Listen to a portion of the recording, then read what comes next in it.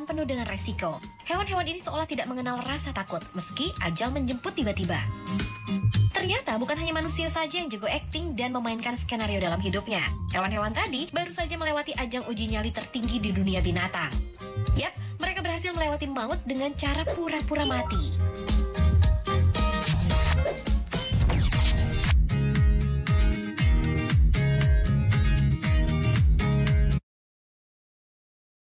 Begitu ya Sobat Kepo, dalam dunia medis perilaku pura-pura mati hewan disebut katatonia.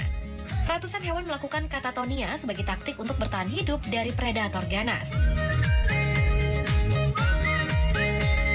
Peradaban Yunani kuno menyebut perilaku akting mati hewan dengan sebutan Thanatosis, serupa dengan penyebutan dewa kematian mereka, Thanatos. Faktanya juga membuat heboh loh Sobat Kepo. Saat melakukan teknik pura-pura mati, beberapa hewan melakukan sebuah reaksi di dalam tubuhnya. Peristiwa ini disebut TI atau tonic immobility atau imobilitas tonik. Dalam kondisi TI, sistem saraf parasimpatik pada hewan mulai bekerja saat dirinya merasa terancam. Misalnya pada oposum atau tupai kecil, detak jantungnya akan menurun 46%. Kemudian pernafasan 31%, suhu tubuh berubah menjadi 0,6 derajat Celcius.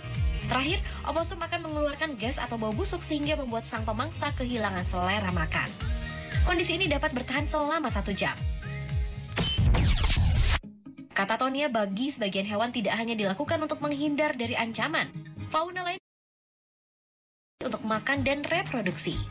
Contohnya ikan cilcits atau ikan tidur. Cilcits akan melakukan teknik TI untuk memancing ikan kecil untuk disantap. Saat pura-pura mati, cilcits yang memiliki bercak pada tubuhnya akan berubah seperti bangkai untuk memikat ikan-ikan kecil. Begitu pula dengan ikan hiu.